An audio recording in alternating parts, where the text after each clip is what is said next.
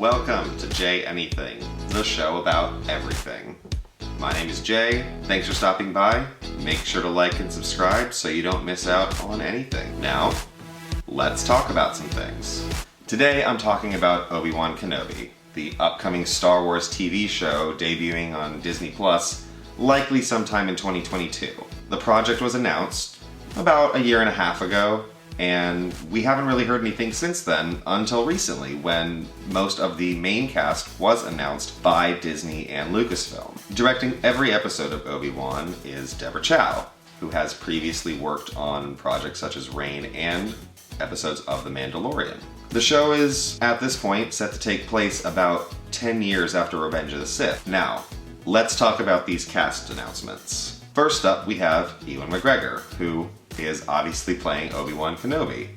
And based on the time that has passed between the time he portrayed Obi-Wan for the prequels and now, it actually kind of works to McGregor's favor. He will likely look exactly the age he needs to for Obi-Wan in this time period, without looking too much like the older Alec Guinness version we got in the original Star Wars back in 1977. Another big announcement for this cast was, of course, Hayden Christensen, reprising his role as Darth Vader.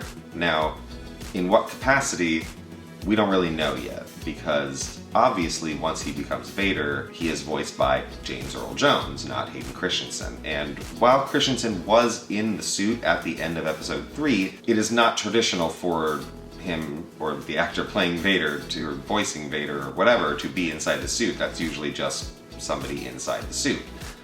So we don't really know what Christensen's role will be in this. Will it be flashbacks? Will it be some sort of forced connection that he has with Obi-Wan? I'm excited to hear, but we're just gonna have to wait and see.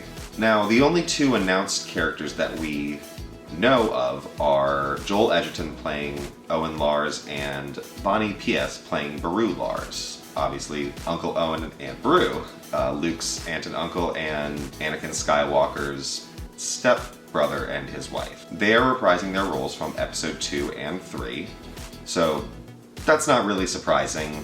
Makes sense since we're following Obi-Wan while he lives on Tatooine, and the Lars family lives on Tatooine, so it's nice to see them coming back, but again, not super surprising. Now, a surprising announcement for this cast is Kumail Nanjiani.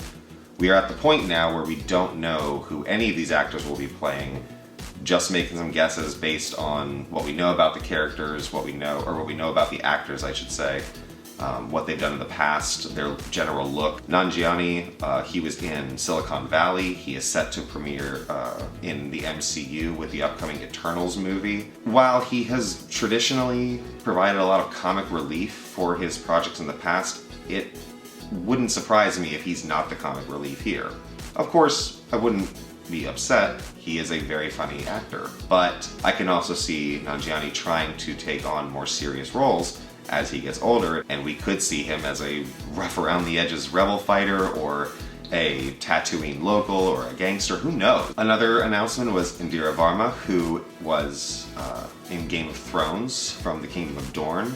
She was not in it for too long, but she had a very integral part in Game of Thrones, and so I am excited to see her coming to the Star Wars universe. Again, in what capacity, we don't know, but whatever it is, she's an incredible actor. I'm excited to see what she brings. Now, Rupert Friend is the next announcement here, and while, again, we don't know who he will be playing, I think it's a little safe to say that this guy is probably playing an Imperial officer of some sort. He has kind of a villainous look. He's, slicked back hair. It's a possibility he's somebody else, but again, based on just the aesthetic of his look, it would not surprise me if he was a uptight, bootlace Imperial officer of some sort. Next up in the cast announcement was O'Shea Jackson Jr., who is Ice Cube's son, but also an actor in his own right, appearing in Straight Outta Compton and Ingrid Goes West. Much like every other person on this list, we don't know who he's going to be playing. The Star Wars universe has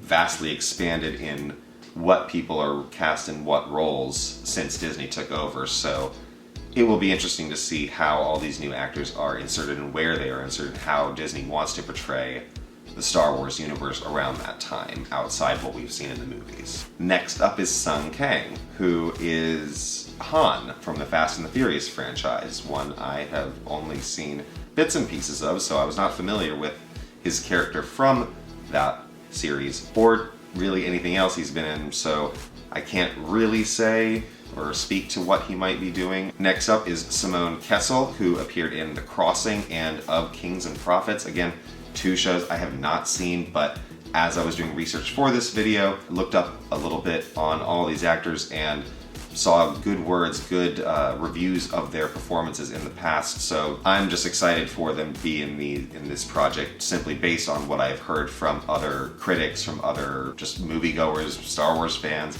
who are familiar with their work. Now, the last announcement for this cast was a little bit different. It's Benny Safdie, who is not traditionally an actor, but one half of the Safdie brothers directing duo, famous for doing Uncut Gems and Good Time.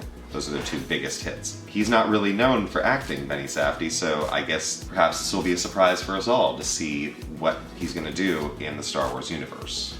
Now that we've talked about who the cast members are that have been announced, I wanted to take a minute to talk about kind of my theories based on what we've seen. I know I've kind of given a little bit of those with each one. As I mentioned before, we don't really know what Hayden Christensen is going to be doing in this role as Vader / Anakin, but if I were to give my best guess, it would be flashbacks. I find it difficult to see Vader and Obi-Wan facing each other in this series based on how they met in A New Hope, feeling as though they had not seen each other in a very long time. Them meeting in this show would kind of undercut that in my mind, but I have seen theories, other people have said that they believe that is what is going to happen, that Vader and Obi-Wan will face off one more time in this show, which, again, I would not be unhappy about that. I just don't think that's the way it's going to go. I definitely think the rebellion will come into play at some point here. We know that the rebellion is more or less in its early stages at this time. The rumblings of the rebellion have started. I know the rebellion doesn't get established properly until about 4 to 5 years before A New Hope, but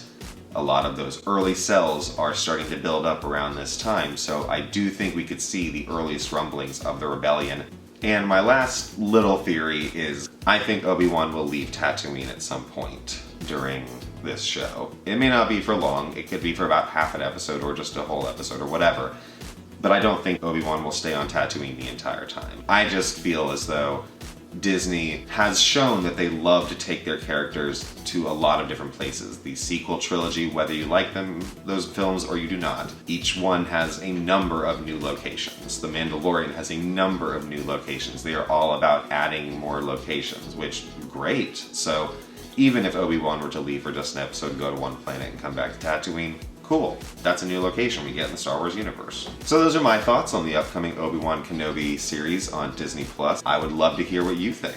Your thoughts on these actors. If you know some of them that I am not as familiar with, I would love to hear your thoughts on what you think they could bring to the Star Wars universe. Thanks for watching, and I'll catch you next time on J Anything.